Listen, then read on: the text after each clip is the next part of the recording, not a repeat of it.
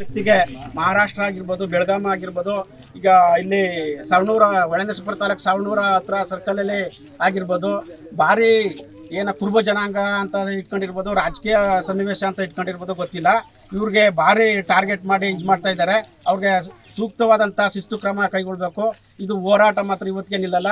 ನಮ್ಮ ಜಿಲ್ಲಾಧ್ಯಕ್ಷರಾದಂಥ, ತಾಲೂಕು ಅಧ್ಯಕ್ಷರಾದಂಥ, ರಾಜ್ಯಾಧ್ಯಕ್ಷರಾದಂಥ ನಾಳೆ ಗುರುವಾರ ಆಗಮಿಸಲಿದ್ದಾರೆ ಬೀಕನಹಳ್ಳಿಗೆ. ಇನ್ನೂ ಹೆಚ್ಚಿನ ಹೋರಾಟ ನಡೀತದೆ. ಇದಕ್ಕೆ ಮೇಲ್ಪಟ್ಟಂಥ ಅಧಿಕಾರಿಗಳು ಸೂಕ್ತ ಕ್ರಮ ತೆಗೆದುಕೊಂಡು ಅವ್ರಿಗೆ ಒಳ್ಳೆ ಕಠಿಣವಾದಂಥ ಶಿಕ್ಷೆಯನ್ನು ಕೊಡಬೇಕಂತ ತಮ್ಮಲ್ಲಿ ಕೇಳ್ಕೊಳ್ತಾ ಇದ್ದೀವಿ. ಅಕ್ಕೆಬಳ್ಳಿ ಹೋಗಿ ಬೀರವಳ್ಳಿ ಗ್ರಾಮ ಪಂಚಾಯತಿ ವ್ಯಾಪ್ತಿಗೆ ಸೇರಿದಂಥ ಬೀಕನಹಳ್ಳಿ ಗ್ರಾಮ ಇಡೀ 100 ಮನೆಗಳಿವೆ. ಎಲ್ಲ ಹಾಲುಮತ ಸಮಾಜದವರೇ.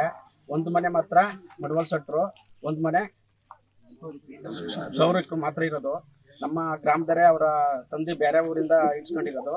ಆದರೆ ಇಡೀ ಗ್ರಾಮನೇ ಒಮ್ಮತದಿಂದ ಪಕ್ಷಭೇದ ಮರೆತು ಯುವಕರಾಗಿರ್ಬೋದು, ಊರಿನ ಯಜಮಾನರಾಗಿರ್ಬೋದು, 2 ವರ್ಷದಿಂದ ಸಂಗೊಳ್ಳಿ ರಾಯಣ್ಣ ಅವರ ಒಂದು ನಾಯಕತ್ವದಲ್ಲಿ ಅವರ ಮಾಡಿರೋದಂಥ ಸಾಧನೆ ಮರೆತು ಒಂದು ಸಂಗೊಳ್ಳಿ ರಾಯಣ್ಣನ ವೃತ್ತ ಮಾಡಬೇಕು, ಅವರ ಪುತ್ಥಳಿ ಸ್ಥಾಪನೆ ಮಾಡಬೇಕು ಅಂತ ಇಡೀ ಗ್ರಾಮದವರೇ ಮಾತಾಡ್ಕೊಂಡು ಮಾಡಿದ್ದ. ಈಗ ಒಂದು ವರ್ಷದ ಒಂದು ತಿಂಗಳಾಯ್ತು ಹಿಂದೆ ಮಾಡಿದ ಉದ್ಘಾಟನೆ ಮಾಡಿದ್ದ ನಮ್ಮ ಗ್ರಾಮದವರೇ. ಆಗ ಚುನಾವಣೆ ಸಮಯದಲ್ಲಿ ಯಾರನ್ನೂ ಕರೆಯೋಕ್ಕಾಗಲಿಲ್ಲ. ಆದ್ದರಿಂದ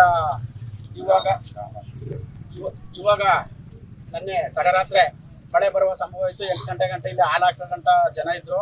ಒಂದು 11:30 ಸಮಯದಲ್ಲಿ ಯಾರೋ ಕಿಡಿಗೇಡಿಗಳು ಬಂದು ಬಿಡಿ ಭಾಗಗಳನ್ನು ಮುರಿದಾಕಿದ್ದಾರೆ. ಅವ್ರಿಗೆ ಶಿಸ್ತು ಕ್ರಮ ಆಗಬೇಕು. ಇಲ್ಲಾಂದ್ರೆ ನಮ್ಮ ಗ್ರಾಮಸ್ಥರಿಂದ ಇದೇ ತವ ಉಗ್ರವಾದಂತಹ ಹೋರಾಟ ಮಾಡ್ತೀವಿ. ತಮ್ಮಲ್ಲಿ ವಿನಂತಿ.